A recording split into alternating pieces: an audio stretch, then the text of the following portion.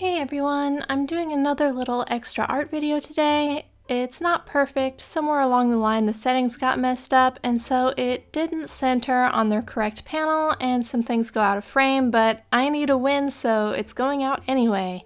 So today I'm inking and coloring a sticker sheet of Sera, who is one of the characters in my Snake's Blood Saga book series. She makes her first appearance in book 3, so if you're earlier in the series you haven't met her yet. I've always wanted to customize a doll into her for my collection, but I've never found one I liked. But anyway, for this project, I'm trying to get used to drawing on a screen instead of using my Wacom tablet, and it's making a big difference.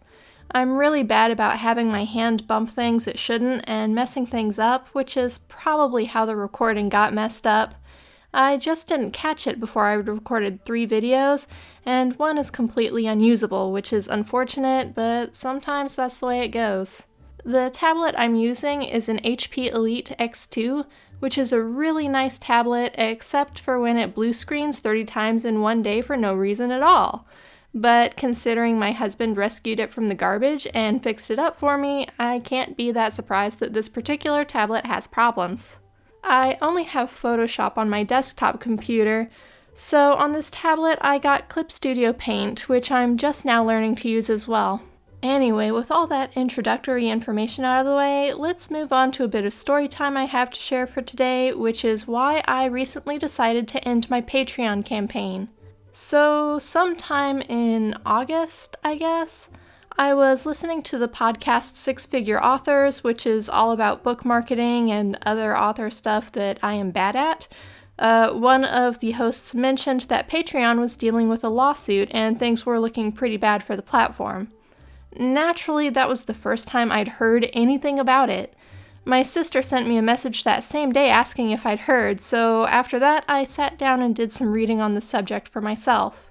If you haven't heard about the situation, the short version of it is that somebody with a big following got banned from Patreon for something he said that was not even on Patreon.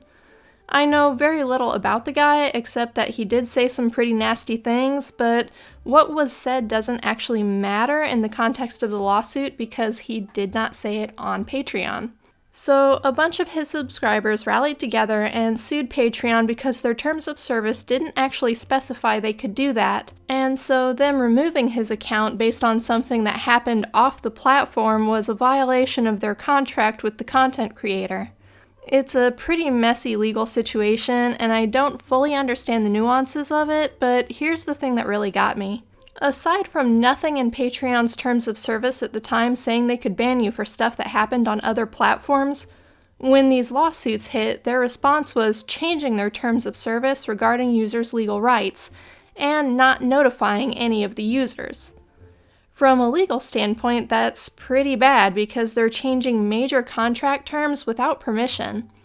Normally, when a platform makes terms of service changes, you get an email that's just like, hey, we changed our rules, check them out. And if you continue to use the platform, that means you agree to those terms, right? Well, they didn't do that. And worst of all, the change they made basically said, you're not allowed to sue us if we do something wrong. And then they tried to make that retroactively apply to the beginning of the platform in an effort to erase these 70-something lawsuits that they had on their hands without having to deal with the actual legal proceedings. In the words of the judge presiding over the mess, they tried to change the rules in the middle of the game, and that's not okay. And as a small creative in a world where so many people are already held at the mercies of companies with questionable ethics, that made me kind of uncomfortable. By not giving me a chance to say, hey, I'm not really cool with staying on a platform that says I'm not allowed to sue them if they do me wrong, I wasn't really feeling great about staying. I mentioned this on my Instagram stories at the time, talked a bit about how shady it seemed, and then spent some time thinking about it. Patreon has been an amazing platform for financing my big projects because most of my videos revolve around heavy customizations to turn dolls into book characters, and the supplies that I use are pretty expensive. But the fact their misconduct made me question staying on the platform that much was also a good indicator that I needed to stop and take inventory of everything I had going on, not just with the platform, but things going on in my life too. The benefit of keeping a campaign on Patreon is that having followers support my projects means I can afford to do a lot more, a lot faster.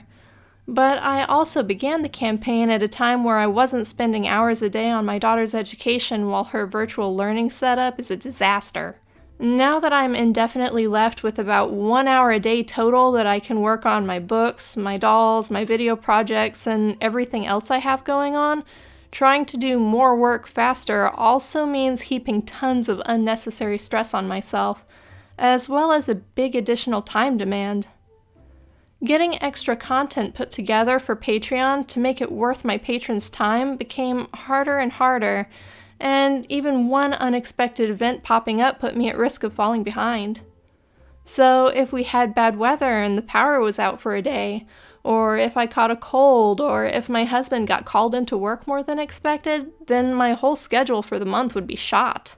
Worst of all, trying to keep up with the extra workload meant my schedule was super strict, and it didn't allow any time for me to rest anymore, which is something I've always tried to keep in mind and prioritize after my health crashed in 2018.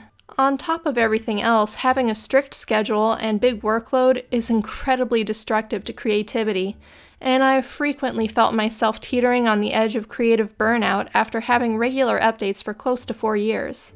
After I sat down and considered all the personal burdens that came from managing a Patreon campaign, and then coupled that with questionable behavior from a company I didn't feel good about supporting anymore, it made it pretty clear that stepping back from my campaign was the best thing for me to do.